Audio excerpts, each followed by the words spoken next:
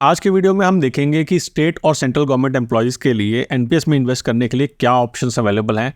अगर वो अपना पेंशन फंड मैनेजर या फिर पेंशन की स्कीम चेंज करना चाहते हैं तो वो कैसे कर सकते हैं ऑनलाइन और ऑफलाइन मोड से। और साथ ही में देखेंगे कि जो पैसा आप इन्वेस्ट कर रहे हैं एनपीएस में वो एक्चुअली में पैसा इन्वेस्ट कहाँ पे हो रहा है डिफरेंट स्कीम्स के अंदर। मेरा नाम है अमित, आप देख रहे हैं पैसा मैटर्स, और अगर आप पहली बार आए हैं इस चैनल पे तो सब्सक्राइब करना ना भूलिएगा। चलिए शुरू करते हैं कि डिफरेंट ऑप्शंस क्या अवेलेबल हैं हमारे स्टेट गवर्नमेंट और सेंट्रल गवर्नमेंट एम्प्लॉयज़ के लिए। दो ऑप्शंस अवेलेबल रहती हैं, एक्टिव चॉइस और ऑटो चॉइस। एक्टिव चॉइस मतलब आप एक्टिवली अपना पेंशन फंड मैनेजर चूज कर रहे हैं, और ऑटो चॉइस मतलब आपने उसको ऑटोमेटिक मोड पे लगा दिया है। डिटेल में इसे समझने की कोशिश करते हैं कि अगर आप एक्टिव चॉइस को चूज करते हैं तो आपके पास ऑप्शन रहेगी कि हमारे पास 11 पेंशन फंड मैनेजर्स हैं।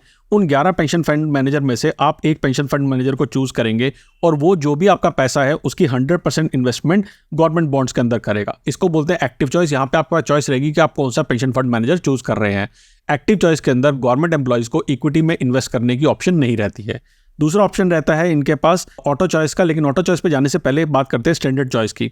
जब भी आप एनपीएस के अंदर अकाउंट ओपन करते हैं, अगर उस टाइम पे आपने कोई प्रेफरेंस नहीं दी है कि आप एक्टिव चॉइस या फिर आप ऑटो चॉइस में जाना चाहते हैं, तो बाय डिफॉल्ट आपका पैसा स्टैंडर्ड चॉइस में जाता है, जो कि most of the government employees के लिए एक्टिव रहता है केस में। जब आप लॉगिन करेंगे, मैं आगे स्क्रीन पे आपको ये प्रूफ भी दिखाऊंगा इसका, लेकिन जब आप लॉगिन करेंगे तो आपको स्टैंडर्ड चॉइस नजर आएगा और यहाँ पे एसबीआई, एलआईसी और यूटीआई 3 पेंशन फंड मैनेजर है, और इन तीनों पेंशन फंड मैनेजर के अंदर 34, 33, 33 इस रेशो के अंदर आपका पैसा इन्वेस्ट होता है। ये बाय डिफॉल्ट स्कीम रहती है, और अगर आप कोई चेंज नहीं करते हैं तो इसी स्कीम के अंदर आपका पैसा इन्वेस्ट होता रहता है, और ये पैसा कॉर्पोरेट और गवर्नमेंट बॉन्ड्स के अंदर इन्वेस्ट होता है।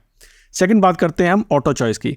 ऑटो चॉइस के अंदर क्या होता है, आपके पास दो तरीके की ऑप्शन आती है। एग्जांपल से समझाता हूँ कि सबसे पहला आपके पास रहता है LC50 फंड और दूसरा रहता है LC25 फंड। LC50 फंड का मतलब है कि जो भी आप पैसा इन्वेस्ट कर रहे हैं उसमें से मैक्सिमम 50% पैसा इक्विटी के अंदर इन्वेस्ट होगा। कुछ लोग हैं जो कहते हैं कि मैं इक्विटी का फायदा उठाना चाहता हूं क्योंकि इक्विटी में वेल्थ बिल्डिंग होती है, तो उनका पैसा इक्विटी में टाइम टू टाइम इन्वेस्ट हो सके, इसलिए LC50 वाला ऑप्शन बनाया गया है। इस ऑप्शन में अगर आप देखेंगे कि तो इक्विटी क्लास के अंदर 35 ईयर्स की एज तक 50% का एक्सपोजर रहता है, और जैसे जैसे एज बढ़ती जाती है वैसे वैसे ये एक्सपोजर कम होता रहता है, और जैसे ही एज 55 पहुंच जाती है या उससे ऊपर की एज होती है तो जो एक्सपोजर है वो सिर्फ 10% का रह जाता है। कॉर्पोरेट बॉन्ड और गवर्नमेंट बॉन्ड की बात करें तो कॉर्पोरेट बॉन्ड में स्टार्टिंग में 30% और गवर्नमेंट में 20% होता है। कॉर्पोरेट बॉन्ड भी नीचे जाता रहता है, आप देखेंगे हर साल 1% कम हो रहा है, लास्ट में जाके आपके पास 10% का रह जाता है। और गवर्नमेंट बॉन्ड जो कि सबसे सेफ माने जाते हैं गवर्नमेंट सिक्योरिटीज, 80% पैसा वहाँ पे इन्वेस्ट हो जाता है।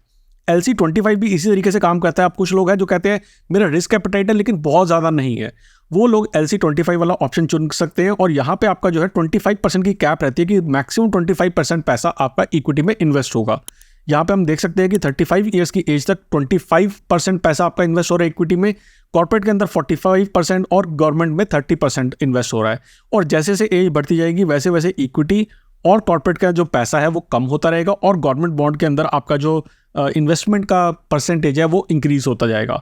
लास्ट में आपके पास 55 ईयर्स या उससे बाद की एज, और आपने अगर अभी भी LC25 वाला ऑप्शन चुना हुआ है तो मैक्सिमम इक्विटी के अंदर 5% जाएगा, कॉर्पोरेट बॉन्ड में 5% जाएगा, और गवर्नमेंट बॉन्ड में 90% जाएगा।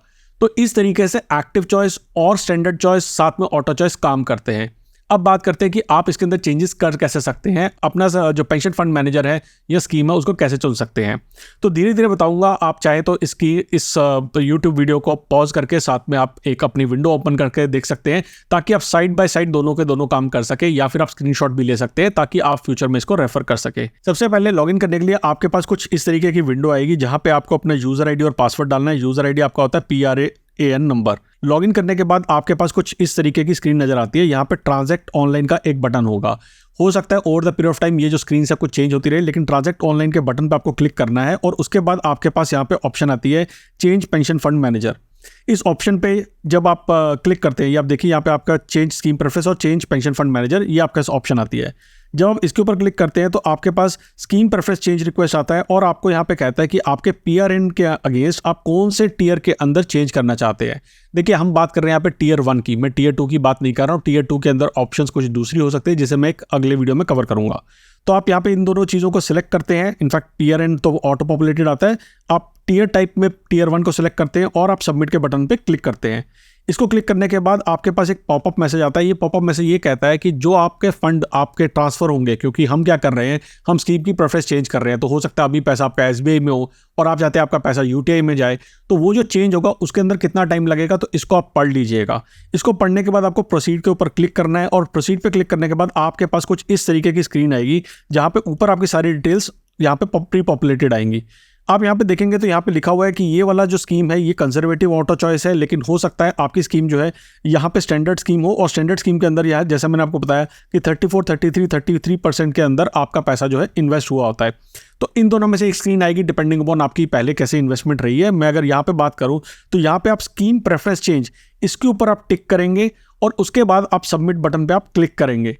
इसको करने के बाद नेक्स्ट आपके पास स्क्रीन आएगी जहां पे आपके पास, क्योंकि अगर आपने एक्टिव चॉइस या ऑटो चॉइस या स्टैंडर्ड चॉइस क्या ऑप्ट किया उसके बेसिस पे आपके पास अलग अलग ऑप्शंस आएंगी। बात करते हैं सबसे पहले हम एक्टिव चॉइस की। जैसा मैंने बताया कि जब आप एक्टिव चॉइस करते हैं तो आपके पास ऑप्शन रहती है हमारे 11 पेंशन फंड मैनेजर जो करंटली एग्जिस्ट करते हैं उनमें से एक को चुनने की। यहाँ पे आपको कुछ पेंशन फंड मैनेजर नजर आ रहे हैं, लेकिन आप इन 11 पेंशन फंड मैनेजर में से एक पेंशन फंड मैनेजर को चूज कर सकते हैं। जब आप इसको सेलेक्ट करेंगे तो आपके पास नेक्स्ट ऑप्शन आएगी कि स्कीम नेम कौन सी है। तो जैसे एसबीआई वाला अगर हमने सेलेक्ट किया तो यहाँ पे हमारे पास scheme name SBI pension fund scheme G tier 1 आ रही है। अब ध्यान देने की बात जरूरी है यहाँ पे कि यहाँ पे सिर्फ स्कीम जी आ रही है, यानी कि जो भी पैसा आप डालेंगे वो सिर्फ और सिर्फ जी स्कीम के अंदर जाएगा। आपका कोई पैसा इक्विटी में नहीं जाएगा, कोई पैसा आपका कॉर्पोरेट में नहीं जाएगा। तो जो परसेंटेज कंट्रीब्यूशन आएगी जब आप इसको सेलेक्ट करेंगे तो यहाँ पे 100% आएगा, यानी पूरा पैसा आपका गवर्नमेंट स्कीम में ही जाता है। पर्सनली मैं इसको रिकमेंड नहीं करता हूँ अनटिल लेस आप बहुत ही ज़्यादा कंजर्वेटिव हैं, और इसके रीजंस मैंने कई सारे वीडियोज़ में बता रखे हैं। नेक्स्ट अगर आप इस पे जाते हैं, मान लीजिए आपने ऑटो चॉइस किया है, यहाँ पे एग्रेसिव और मॉडरेट लिखा है ये, लेकिन मॉडरेट और कंजर्वेटिव होता है। तो अगर आपने मॉडरेट ऑटो चॉइस किया है तो मॉडरेट ऑटो चॉइस में आपके पास LC50 वाला ऑप्शन आता है। तो यहाँ पे आपको नेक्स्ट स्क्रीन पे आ जाएगा कि आपने मॉडरेट ऑटो चॉइस को सिलेक्ट किया है और सेंड OTP का आपको बटन आएगा और इसके ऊपर आपको क्लिक करना है। इस बटन पे क्लिक करने के बाद आपके जो रजिस्टर्ड मोबाइल नंबर है वहाँ पे OTP आएगा, आपको वो डालना है और सबमिट OTP के ऊपर क्लिक करना है। बहुत ही सिंपल और बहुत ही आसान प्रोसेस है, और इसको करने के बाद आपके पास स्कीम प्रेफरेंस चेंज की रिक्वेस्ट इनिशिएट हो गई है, और ये स्कीम प्रेफरेंस चेंज 2 दिन में कवर होती है या फिर 2 दिन में कंप्लीट होती है। लेकिन 2 दिन में कंप्लीट होने की कंडीशन ये है कि मान लीजिए आपने सुबह 10 बजे से पहले अगर ट्रिगर कर दिया है, आज अगर मान लेते हैं 1 अगस्त 2024 है एग्जाम्पल के लिए, और अगर आज आपने 10 बजे से पहले इसको ट्रिगर कर दिया तो आज ही आपके जो पुरानी स्कीम के फंड है वो रिडीम हो जाएंगे। रिडीम के कोई कॉस्ट नहीं लगेगी, कोई भी आपका पैसा आपके अकाउंट में नहीं आएगा, ना कोई उसके चार्जेस हैं। और फिर आज से 2 दिन के बाद में यानी कि 3 अगस्त 2024 को ये पैसा जो है वो नई स्कीम में जो भी आपने चुनी है उसके अंदर इन्वेस्ट हो जाएगा। लेकिन अगर आप 10 बजे के बाद करते हैं तो एक दिन डिले होकर ये सारे के सारे काम होंगे। इंपॉर्टेंट चीज़ हमारे पास आती है कि जो पैसा आपने डाला है वो एक्चुअली में इन्वेस्ट कहाँ पे हो रहा है। तो सबसे पहले बात करते हैं हम सेंट्रल गवर्नमेंट के लिए कि सेंट्रल गवर्नमेंट की स्कीम्स के अंदर अगर आप पैसा डालते हैं, और यहाँ पे मैं डिफ़ॉल्ट स्टैंडर्ड वाली स्कीम की बात कर रहा हूँ, तो पैसा कहाँ जा रहा है। सबसे ज़्यादा पैसा गया हुआ है यहाँ पे SBI प्रोविडेंट फंड के अंदर, और यहाँ पे आप देखेंगे SBI पेंशन फंड मैनेजर के पास में, जहाँ पे 110,601 करोड़ रुपीस इनके पास है मैनेज करने के लिए। LIC के पास और UTI के पास थोड़ा उससे कम है, तो ये 34 33 कुछ इस तरीके से थी। और government I think over the time इसको चेंज करती रहती है ताकि तीनों पेंशन फंड मैनेजर के पास बराबर पैसा रहे। जो पैसा आपने इसके अंदर डाला है वो इन्होंने इन्वेस्ट कहाँ पे किया हुआ है, तो एज ऑफ 30 अगस्त 2024 जो मैक्सिमम होल्डिंग्स है वो यहाँ पे है। गवर्नमेंट सिक्योरिटीज़ के अंदर इसकी होल्डिंग है और इनकी क्या परसेंटेजेस है वो भी आप देख सकते हैं। इसके बाद अगर देखें कि कौन से 3 सेक्टर हैं, तो गवर्नमेंट सिक्योरिटीज़ में सबसे ज़्यादा पैसा है, फिर स्टेट डेवलपमेंट के लिए लोन्स जो है वहाँ पे उन्होंने दे रखा है, और monetary intermediation of commercial bank savings bank, यहाँ पे सबसे ज़्यादा पैसा इन्होंने इन्वेस्ट किया। और जैसा हम जानते हैं कि गवर्नमेंट का जो पैसा है, गवर्नमेंट अगर अपनी सिक्योरिटीज़ में डालते हैं तो कंजर्वेटिवली पैसा आता है, और 7-8-9% के आसपास के रिटर्न आप इसमें एक्सपेक्ट कर सकते हैं। नीचे भी अगर हम देखें कि लास्ट 1 साल के अंदर यहाँ पे काफ़ी अच्छी रिटर्न आई है 12.72% की, और लास्ट 10 साल की अगर हम रिटर्न देखते हैं तो 9.71% की आई है। मगर मैं कंजर्वेटिवली कहता हूँ कि आप 8 से लेकर 10%, इनफैक्ट 7 से लेकर 9% की आप इसके अंदर रिटर्न एक्सपेक्ट कर सकते हैं। नेक्स्ट देखते हैं कि एक सेंट्रल गवर्नमेंट एम्प्लॉयज़ हैं, इनका पैसा कहाँ पे इन्वेस्ट होता है। तो अगेन 3 पेंशन फंड मैनेजर है, SBI, LIC, UTI, और यहाँ पे भी अगर आप देखेंगे कि आपकी जो पैसा इन्वेस्ट हो रहा है वो गवर्नमेंट सिक्योरिटीज़ में ही सबसे ज़्यादा पैसा आपका इन्वेस्ट हो रहा है। यहीं पे ही पैसा होना और कहीं होना नहीं है, क्योंकि यहाँ पे आपका प्रेडिक्टेबिलिटी रहती है कि कितना पैसा आपके पास किस टाइम पे आ रहा है।